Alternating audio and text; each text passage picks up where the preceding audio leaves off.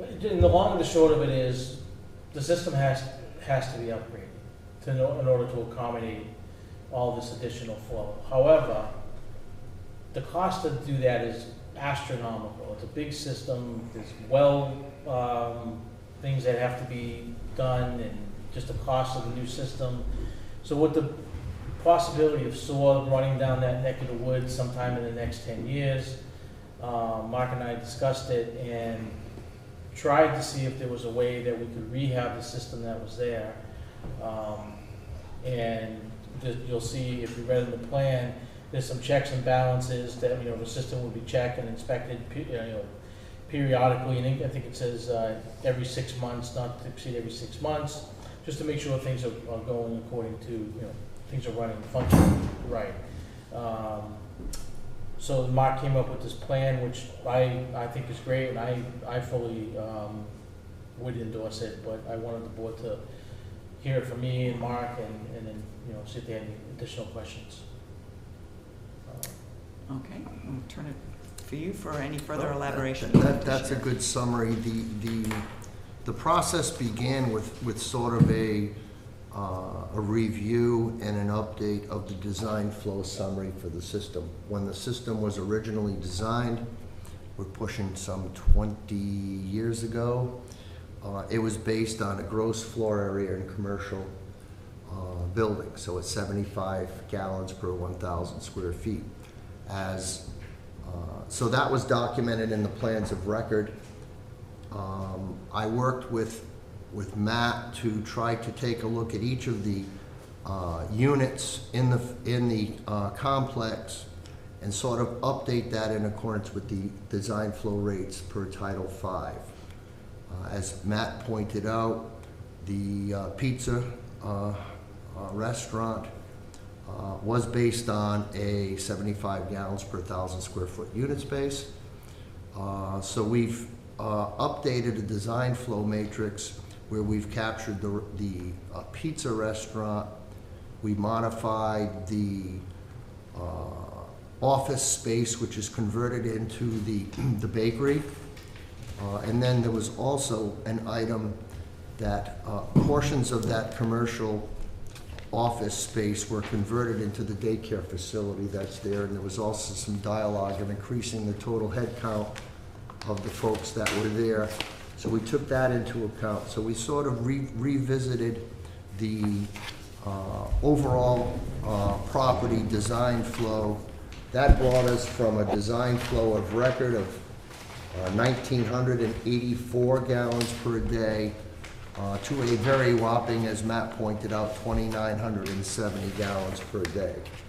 So with maximum design flow for those spaces as currently occupied, we had quite a significant design flow, which brought us over 2,000 gallons per day. So we put in a system which is accounts for some of the deficiencies in the system, as Matt pointed out, but more importantly would provide a total design flow for the overall complex of 2,970 gallons per day. It's a pressure distribution network, very large piping in said pressure distribution network. It's basically remove and replace in the most feasible area for the soil absorption system. Tankage was increased in volume significantly from the original design. And that brings us to the point that we've got something that we could barely make fit.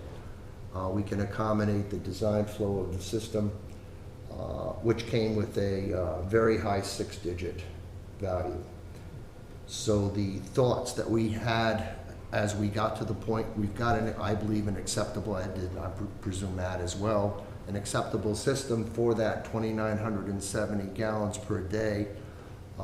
We're predicting in excess of 200K. Significant, not just let's get her done. With the building sewer coming on potentially an option for the future, and the fact that we did have a Title V inspection done and we got a conditional pass of the system. So as we neared the end, if you will, or at least the interim end of the process, we took, I drafted up a list of steps that I think we could accomplish at a reasonable price, which I put in my letter of 22 July, which would bring us into a system that is now satisfies the conditional pass criteria for the Title V inspection, and would bring some longevity to the system pending the installation. So that's how we left it, that we have this, we have some steps that need to be taken. Some examples of that are one of the pump chamber for the storage facility on the property, the 3-bay dry storage area. That was found to be inoperable, so one of the items is to repair and or replace that. The reason why it was not functioning, I do not know, but through an inspection and a repair, we can get the pump running. The soil absorption system was functioning, but there was a significant amount of overflow, solids overflow found in the distribution box. I saw that myself. And the primary reason for that is an undersized tank and the lack of an effluent filter, a commercial grade effluent filter. So pumping and jet cleaning the tank, installing the effluent filter, jet cleaning the existing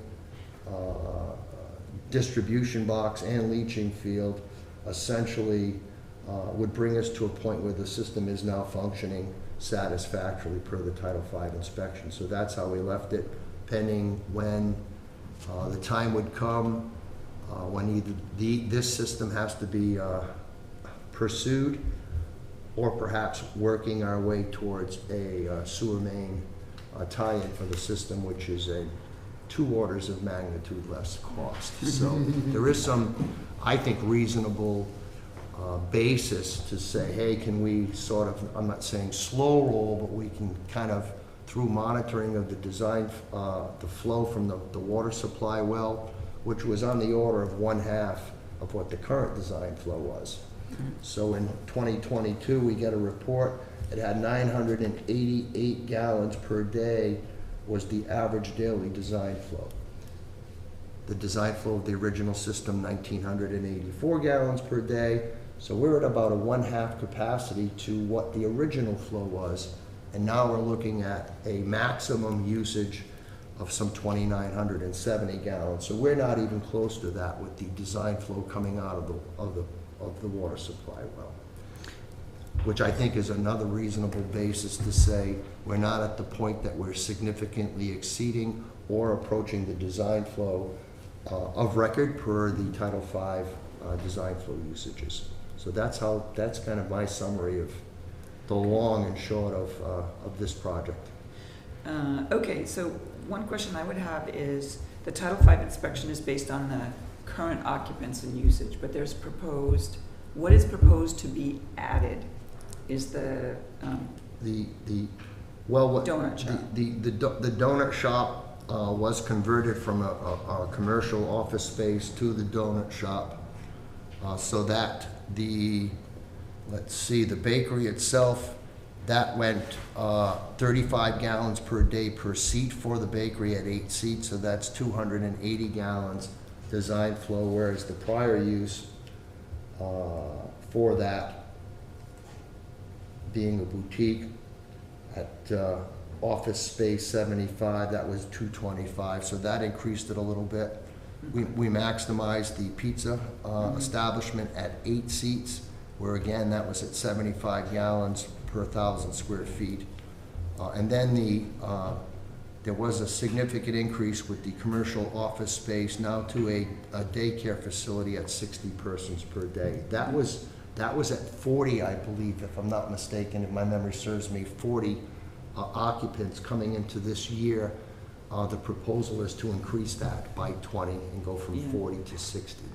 What I'm trying to distinguish is, I mean, the pizza place is currently operating and not proposing expansion. That is correct. But it's to bring it into compliance. That is so correct. I'm talking about actual uses. So if the actual usage is 988 and the donut shop conversion will bring increased usage, but nowhere close to the design capacity. That is correct. Okay. And that's the preponderance of the major changes in the design flows. Mm-hmm. Okay. And I'm going to ask, what's the cost for what you propose versus the total repair? Or the- I don't have exact quotes on behalf of the owner of the property for what that's gonna cost, but I would do some guesstimating to say, putting a new pump in for the effluent and getting that working, let's call that $1,000. The jet wash is probably $3,000 to $4,000, the jet wash, the soil absorption system, and that quote is pending right now. So those are the major items. Installing an effluent filter is sort of in the noise, hundreds of dollars to put a commercial effluent filter in. So these steps can accomplish a significant amount of benefit with a relatively moderate cost to keep the system functioning. I do have inspections at every 6 months and maintaining the cleaning of the effluent filter and also the pumping of the tank. Is it currently being pumped yearly? Yes, it has been. Okay. And this is, because I don't see Location? a location, but It's it probably- it's on the second phase, right? Is it in the second? It's towards. Yeah, it's towards the second it's- phase. Yeah. Well, they are second or third phase. Right, so, I mean, and we don't have any dates yet about any time that the Right. I think sunlight is going in. So is what is being proposed in terms of kind of this next step, that is, we would approve the plan because it's consistent with the design flow, but we would defer the installation? Is that how this is being structured? So what is it that we're, or are we being asked to Approve that plan. issue a variant? I'm not quite sure what we're supposed to We're do. just being asked to, he's asking the board to approve the rehab plan, if you will, of the existing system. Because it's a Okay, little bit outside the norm because of the astronomical cost and the possibility of sewer running down there in the next, 10 years. So these plans were just to kind of show you what was being proposed at the 200K plus, but this, They don't really want to go. they don't really forward. don't want to go down that road right now, and they want to start with this to see if this is going to work, and if it does, just kind of keep going with it, and if it doesn't work, they'd have to default to the new system.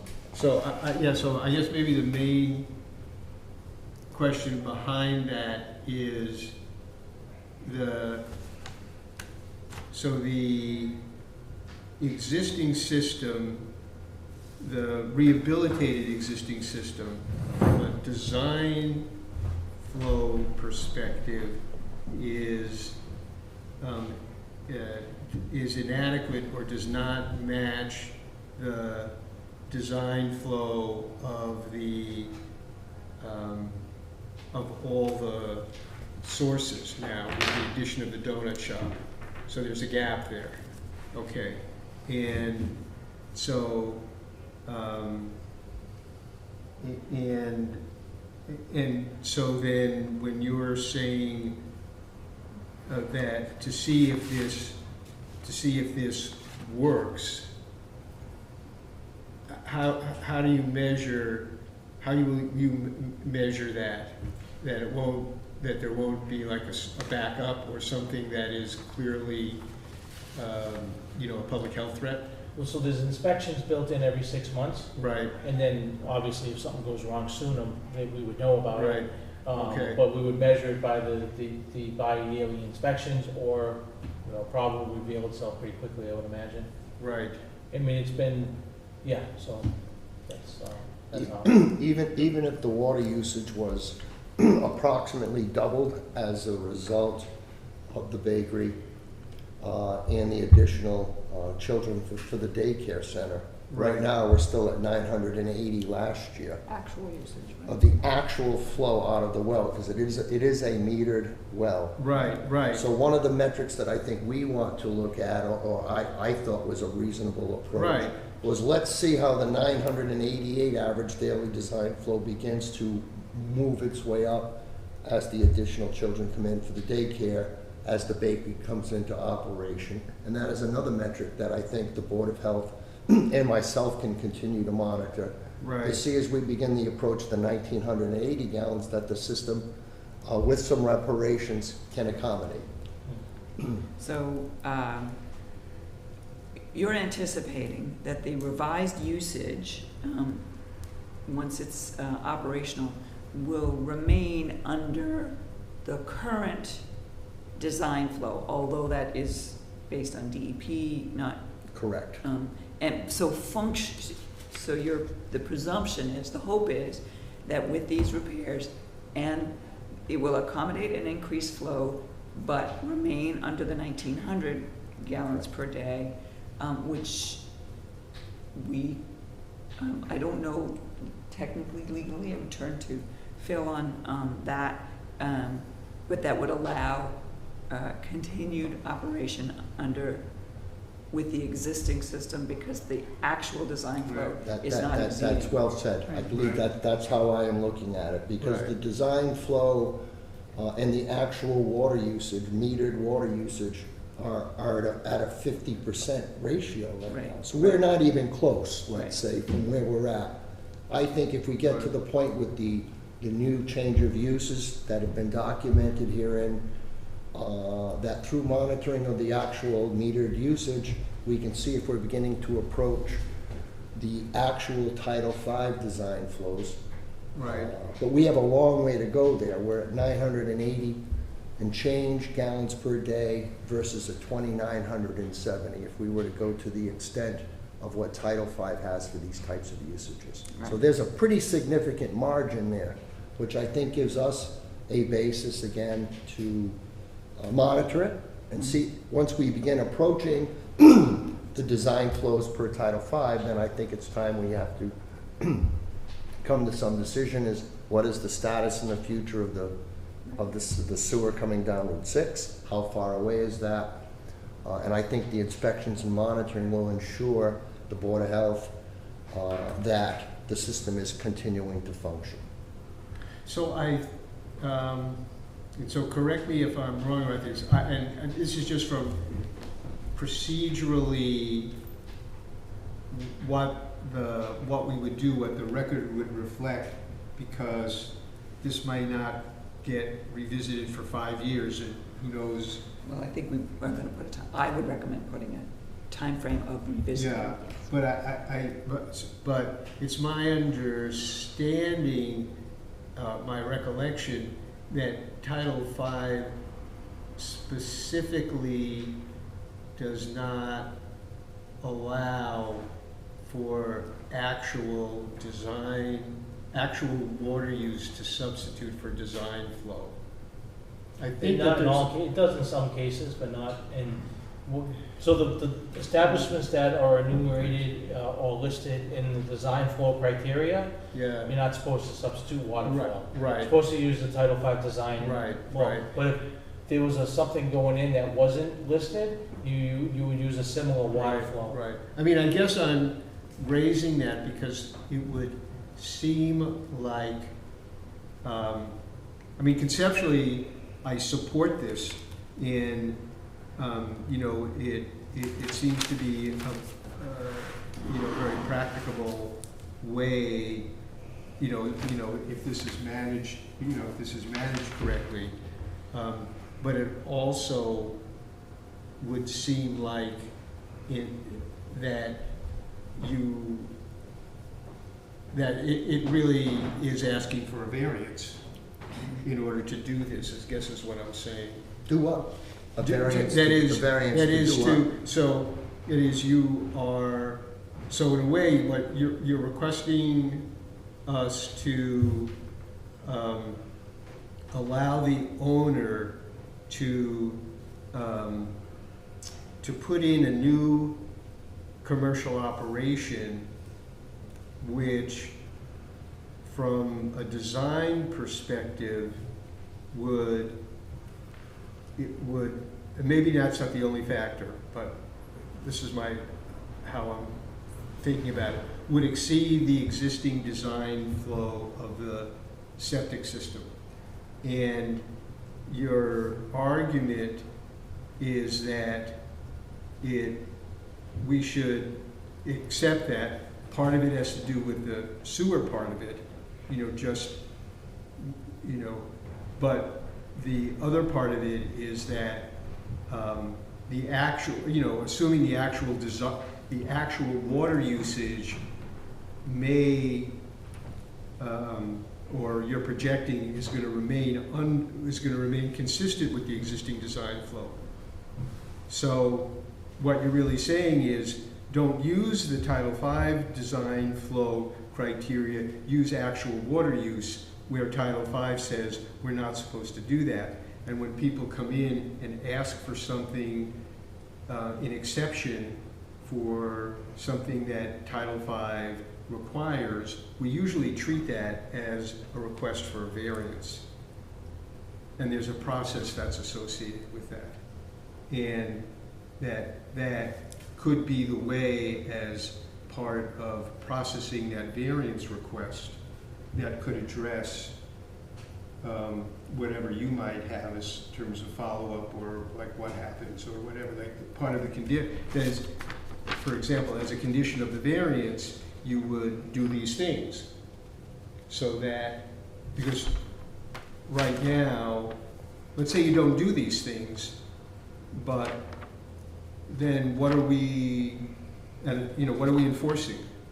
It's like you came and you said you would do this, but we don't really have anything that we could take and say, we issued a variance and had these conditions.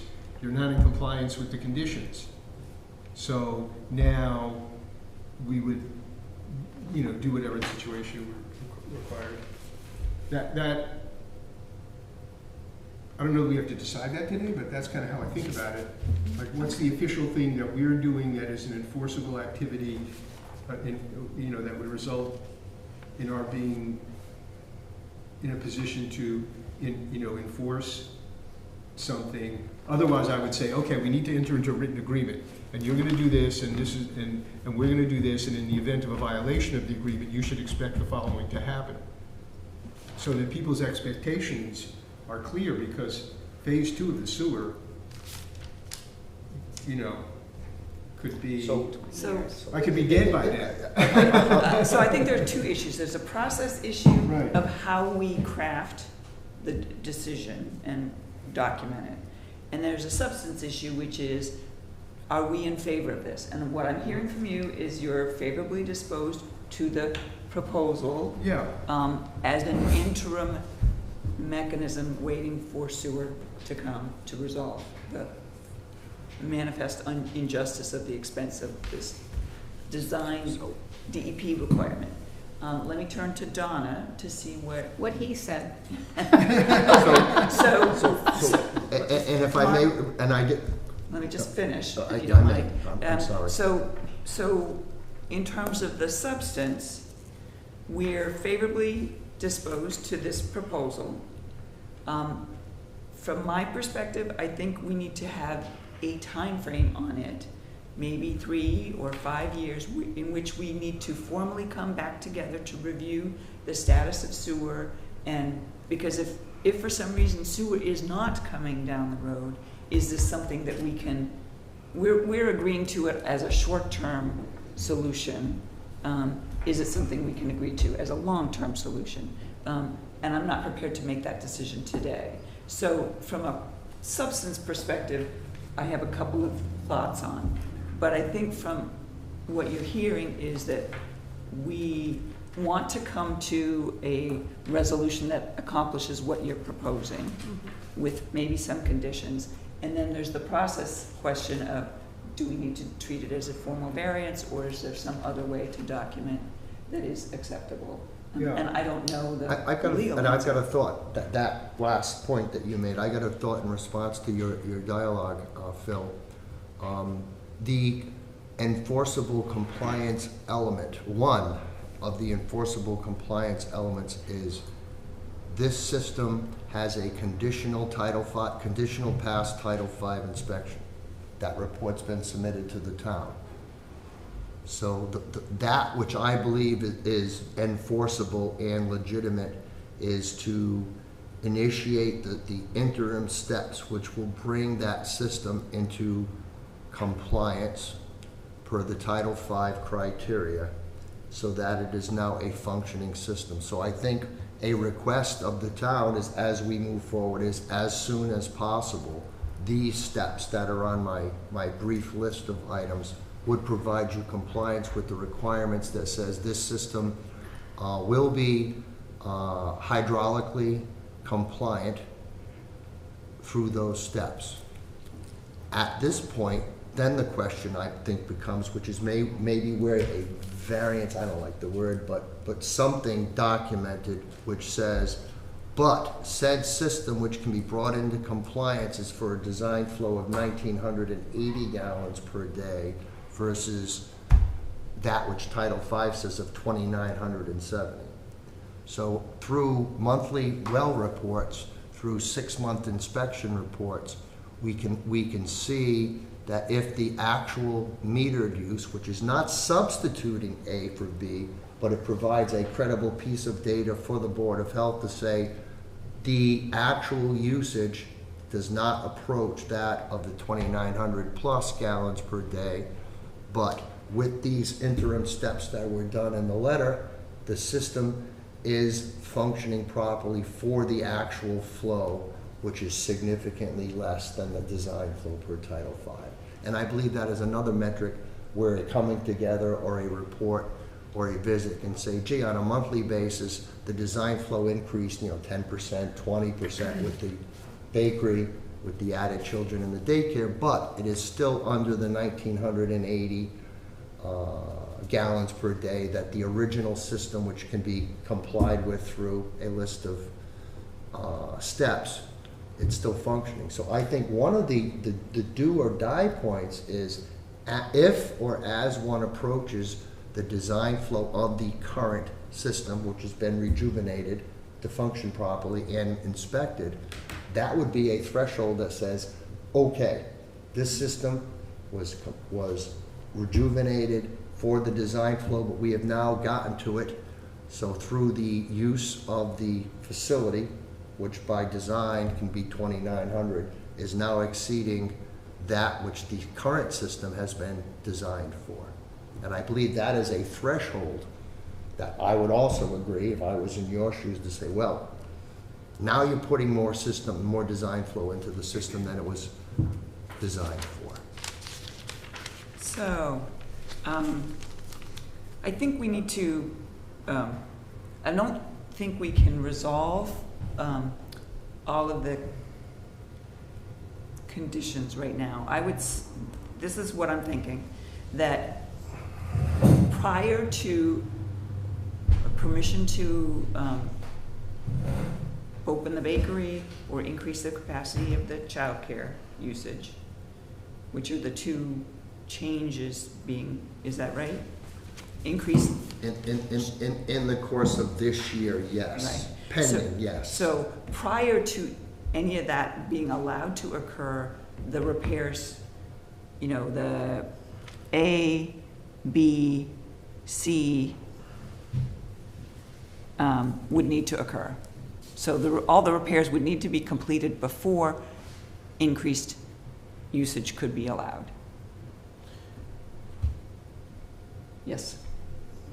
What does that mean exactly? So the donut shop has been, really, they've been put on hold for months and months and months. And so we haven't signed off on the building application for them to even start construction. Ralph put a hold on the work while we try to resolve all of this. And it's been, quite a while. Can we allow them to do their construction but not give them a COC until what you had said, not allowed to actually operate until what you had just mentioned? How do you want to proceed with that? Well, is the childcare usage, is it construction required in order to increase the capacity of the daycare facility? I don't know if there's any construction required. It's existing internal space that is just being utilized in a different capacity. So Right. I do not know if there's cubicles. I'm just trying to. I don't know. I'm per assuming se. steps 1, 2, and 3, you're getting quotes, that is not a time you know, can be done fairly quickly, I'm assuming. Yes, Installing the effluent filter, pumping and cleaning, all of that stuff. I'm saying, in order to ensure that that occurs, that's a condition before occupancy of the bakery or increased capacity of the childcare facility. So what you're saying is we could sign off on the building permit to allow them to continue to construct the bakery, but just not allow them to occupy it, and don't sign off on the occupancy until we're satisfied. At least the with- first 3 steps. A, B, and C are Right. actual physical changes that need Right. to be taken. The others are more inspection and monitoring. Because that's what you're saying is the conditional pass on the Correct. Title V. I agree. So that would be one thing I would suggest. I would suggest that after the increased capacity usage occurs, whenever, you know, if that's 3 months or 6 months or whenever, so 6 months after that, that you or a representative returns with the updated water flow usage so we can evaluate and just make sure that things are copacetic. And then after, I don't know, a 3 or 5 year period, we reevaluate based on the status of the sewer. Because if sewer for some reason is not coming, then we may need to do something more formal or something like that. So I guess long and short of it is we're positively predisposed to moving forward, but I think we need to have some time to think through what those conditions, how to structure the agreement and or whether it needs to be structured as a variance request per Phil's thoughts. So,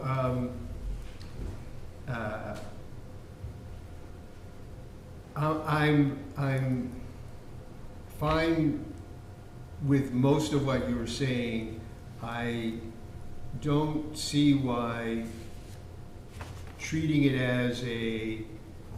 processing it as a variance request and making those conditions that you were saying as conditions of granting the variance in terms of the occupancy and this, I think that I would just generally add a condition that if the sewer comes down, you are required to connect.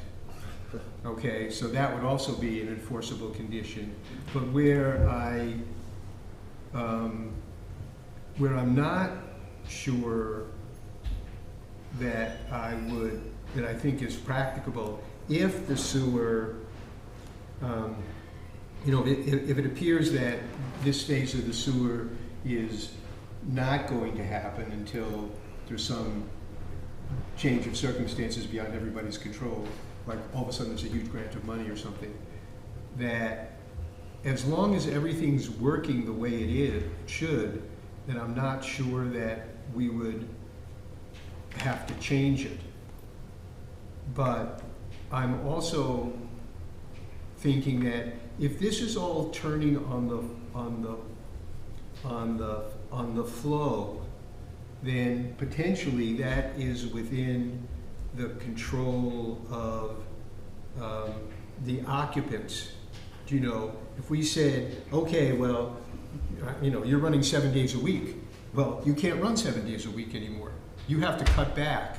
You have to do something. You have to do extreme water conservation things in your building that it may cost money, or you may have to change your operation to keep within the design flow, or we have to figure out another solution. Because to me, it seems like what your argument from a Title V perspective is really based on the actual flow is consistent with what the design flow is. And that once you go over that, once your actual flow exceeds the design flow, then we're like into a different, situation. So I guess it's, So one way to do that would be to say, should a monthly flow exceed, I don't know, 1,700 gallons, just giving us a 200 gallon, then we need to have a visit and rethink to see whether because we don't want to get to 1,900 and all of a sudden we're in non-compliance. Maybe the thing to do is to wrap all this up into, in effectively a consent order. That is, Matt would issue an order allowing this to happen, you know, and that would be, and then if things didn't work out, then there would be a violation of the order. Maybe that's another way to do it if you don't want to go the variance route. But obviously, we just can't do a handshake on it or say, well, the minutes reflected this is what I wouldn't be satisfied if we just. No, we need a if we just written read off in agreement. I the agree minutes, with here's you. what you have to do, and you said okay, because I don't think you can take that to court if it really came to that. So I think we need an enforceable document. That's really what I'm saying. I think the term consent order makes significantly more sense than variance, because it'll be hard work, I would speculate, for you, how are you gonna write variance to what item in Title V? Oh, yeah, the variance, well, I thought the variance is that we are, you know, we are agreeing to allow you to operate a commercial facility in which the design, in which the design flow of the system is less than the design flow designated under Title V. And the reason that we're allowing that to happen is because you are representing that, you're gonna, so first one, I'm gonna rehabilitate the system so that it would actually handle a design flow that is consistent with the prospective actual use, water use, which is less than the design flow. And what I'm saying is Title V is, you know, I mean, we are doing something that is not, you know, the normal course of business under Title V. And generally when that happens, that's the answer. But maybe issuing an order if that works better. I could write a consent order. We'll be taking good notes, Bob, on what was discussed, and We can go back and we can Yeah, talk about it, and yeah. you could, I mean, you should draft it and Why don't you Yeah. draft and I'll do a draft it draft on and the it next can few come in days, front, yeah, and then we you just can move circulate the forward. draft Yeah. and figure out what to do. so, but let's just articulate what we, sort of the basic Sum it up. conditions of a consent order are that the rehab steps A, B, and C will occur prior to occupancy, new revised occupancy. That the remaining sort of inspections, pumping, monitoring total water usage will occur as proposed in the letter, and that there should be either like an annual report that covers the Title V inspection, you know, the pumping and the water usage, to say we're remaining within, well within the 1,900 whatever gallon design flow, and that should it get to, so like on an annual basis a report, and then should we get within 100 gallons, less, you know, of the design flow, then there should be a re-engagement with the Board of Health around how do we make sure that it stays under 1,900 gallons per day. And the other condition being, should sewer come through, you need to connect within 30 days or whatever the normal Title V requirement is. Yeah, I would say my only, you know, friendly amendment to that, which is to think about that whatever there would be a trigger event, you know, like, so you would come back and report, well, depending on the frequency at which you would monitor the daily water, I mean, you know, the water use, whatever that frequency is, you know, that if you exceeded that frequency, that you would then, within a certain time period, come forward with a plan as to how to reduce the frequency back to the required level, you know, which, you know, or take other measures that you'd present the board with a plan within a certain time frame, and then that could be the framework for us to kind of do a review. And, you know, you could set a reasonable, you know, time frame, not like overnight, you know, obviously, unless it was such that it was creating a, you know, a public health situation in which there'd be a different pathway to address that. But, you know, that you would come back with a plan. Okay. But we can work that out as we look at the draft. Yeah, so I'm gonna suggest that we make a motion to have Matt develop a consent order reviewed by the board and Mr. Rodrick's to make sure that we can, you know, and if there is some disagreement between you, we need to come back. But otherwise, let's allow a consent order to be drafted and proceed without us having to formally vote on it, but authorize Matt to do that. Okay. What do you think? I'll circulate it to all the board. Oh, yeah, members no, I'm anyways, saying we get input, Yeah. and Yeah. as long as we're okay with it, I'm just suggesting that it comes back to us only if the two of you don't agree on whether, That's fine. I mean, I'm good with that. is that, I'm fine with that myself. Yeah, so moved. okay. Okay. So- And one last point I'll point out to you as you get ready to articulate this consent order, the well water is monitored monthly. Mhm. So on the annual report that goes to the state, it's a month, it's metered, and those results are monthly. Okay. Monthly. Monthly, yeah. I mean, yeah, so, I mean, I think it's, you know, worth getting this right, because I think we're taking the right step, but I also, you know, think it's a significant step, because then others will potentially be coming in and saying, well, It is kind of precedent setting, I think is exactly, your point. exactly, Yes. that's why, I yeah, follow that. yeah, I can, and I I can. don't want anyone to feel like, you know, So I'm gonna that we're second the opening the motion. floodgate. I'm gonna second the motion, which is to have Matt draft a consent order for review by the board and, you know, and the engineer, and move that forward unless there's some I'm good with that. That's great, thank roadblock you. that would come back, you'd come back. And I'll take a look at that building application tomorrow and sign off on it so they can get going on their construction. And I do not know the time frame of when the increased student body is coming, but it is getting to be that time of the year. Right, so there, So there's some essence of intent. so there. there's might be some urgency for the, A little for bit, them I to do the believe. first 3 rehab steps. So, Okay. go ahead. Thank you I mean, so much. I think we I'm are, pleased with the outcome. I Good. got it. I followed it. okay, I'm gonna call a vote.